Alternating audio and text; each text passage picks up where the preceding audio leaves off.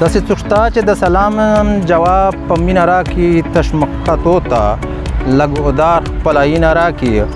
او پښې مې تڼا کړي دي په زړه مې شینه هم ختلې له ادب سره تعلق په پرمختګ بوتل غواړي نو زما ورته دعوت دی چې کوم وخت هم پښتو ادبي سوسایټي اسلام آباد کې ګډون وکړي.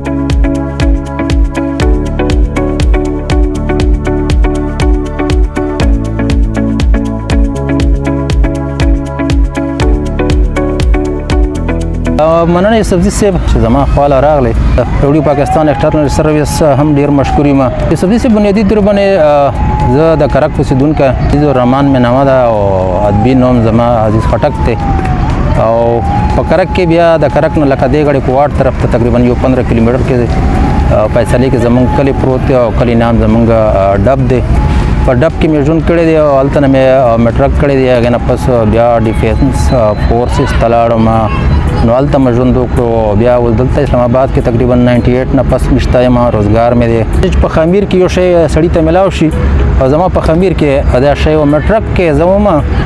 او چې د شعر و شاعرۍ او هغه سره به لکه ما به د مصریزي زه میټرک کې وم چې دا لکه هغه وخت کې خو سندره ډېره عام وه ولسي مجلسونو ټاپې وې او دا ټاپې به ما ډېرې زیاتې ویلې نو چې زه میټرک ته ورسېدم نو بیا داسې و چې اوله ما چې شروعات کړي نو هغه ما په سندرې کړي وو غالبا 2 سندرې خو داسې یو داسې و چې په نیمه شپه کې چې د کور نه راوتلې ما خو نه و پېژندلې ما خو نه تاسې دا ما په پټي کې نشپتي کې رالیدي ده یو دغه وه او بل غالبا یو د سور سلو د بسینا چې زنګېدم دا لکه اولینی زما او د سندرو نه شروعات وو. بیا دغه شانتې چونکې ژوند ډېر کړکېجن ژوند ما تېر کړی دی او دلته کې بیانیه چې دا د خفګان غه دی نو هغې وجه نه بیا حالات داسې شول چې ژوند او ما خپله کې سره وپرځول خو لکه ځان مې دې ته نه دی ورکړی او چې ژوند په ما حاوي شي او ما ډے ټو ډے ژوند کړی خوند مې ورنه اخیستی ستا په مخ کې ناست یم او خپل ایج په حساب سره اوس هم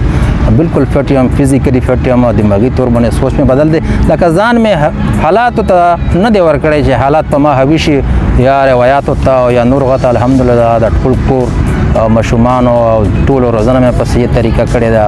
او زه به دا وایم چې شاعري چې دا اول ما خپل جاب چې دی دا ما پریفر کړی دی ټولو نه اولیت ما خپل جاب ته ورکړی بیا مې کور ته ورکړی دی او بیا چې هغې نه پس چې دا بیا شاعري ده هغه وخت کې چونکې دا کیسټو دور و او موږ به دا دمساز زموږ جنوبي اضلاع کې لکه دمساز مروت رسول بادشاه او نصر الله مروت دا ډېر مشهور و دا کیسټې به موږ اورېدلې نو د شوق او ذوق چې زموږ کوم و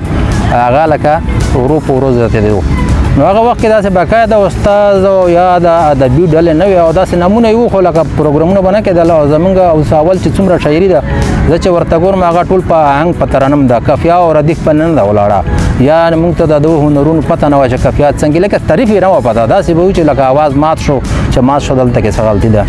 بیا دا سلسله دغه شانتې روانه وه او چې دا کړکېجن ژوند یو پیریډ مو پوره کړو نو هغې نه پس بیا تقریبا د 2004 کې زه بیا له هغه ادبي کاروان کرک بنیادي غړی شوم نو هلته نه بیا زموږ خپل د سکول چې کوم مسټر صاحب و هغه زموږ استاد و پروفیسر فضل میر صاحب د موږ سره و ډېر کسان و راسره هلته نه لکه بیا موږ کم از کم داسې دي چې د شعر او ادب میدان ته صحیح لکه انټري چې کومه ده ذوق نه علاوه او لکه هنري لیکل چې دی بیا موږ زده نو دلته کې اسلام آباد کې بیا پښتو ادبي سوسایټي غړی شوم اوس هم غړی یم مجلس عمل الحمدلله حال لزلې مې څومره دي هغه د پښتو پرمختګ دپاره پښتو ادب دپاره او پښتون دپاره الحمدلله چې څومره زموږ په وس کې دي هغه موږ په خپل کوشش نه خپل بار نه زیات بار وچلتولو ته هر وخت تیار وو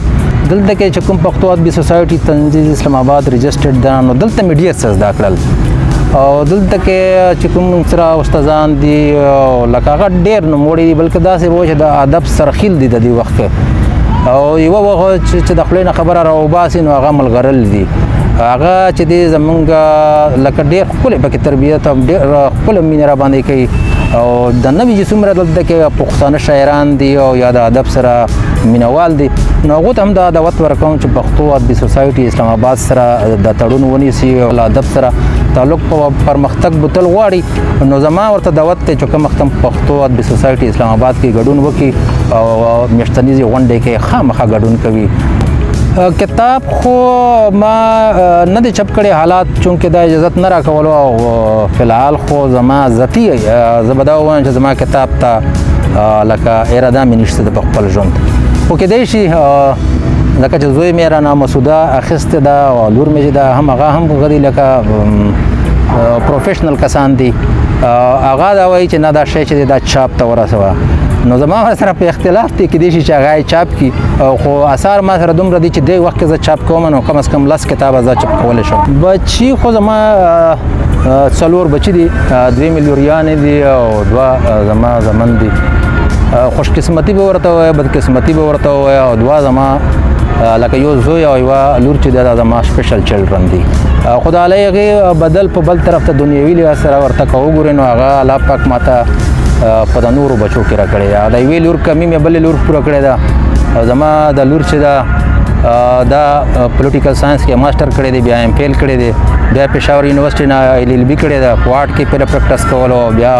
پېښور های کورټ کې موږ چې پېښور ته شفټ شو نو بیا لکه موږ پېښور کې اوس توګ نه کوو نو هلته راغله نو بیا پېښور های کورټ کې وه او دا وخت کې چې دا الحمدلله هغه انډونیشیا نه ایم فیل کې او دا وخت په انډونیشیا کې او زوی چې دی زما هغه کمپیوټر انجینیرینګ کړی پېښور انجینیرینګ یونیورسټۍ نه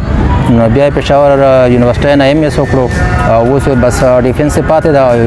PhD کمپلیټ شوله او جاب هم هلته کې کوي کمپیوټر کې ریسرچ افیسر د هلته پروجیکټ کې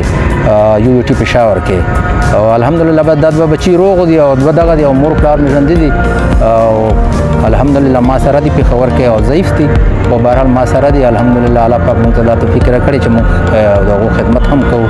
او ټیک ژوند ټیک روان دی فاینانشلي داسې مسله نشته ده د ستاسو په غوښتنه د خپلو مینوالو ته دا څو کلمونه ډالۍ کوم غزل ده چې کولی یار په مخ کې نشان پیژنم کولی یار په مخ کې نشان پیژنم داغ پرې د لاسونو زبان پیژنم او ما په خپل نظر باندې یقین دی دا ما په خپل نظر باندې یقین دی دا غلط تلل د جانان پیژنم تل راځي په زړه کې طوفانونه مې تل راځي په زړه کې طوفانونه مې زه پکې د مینې طوفان پیژنم تڼې ګریوان وینم د هر سړي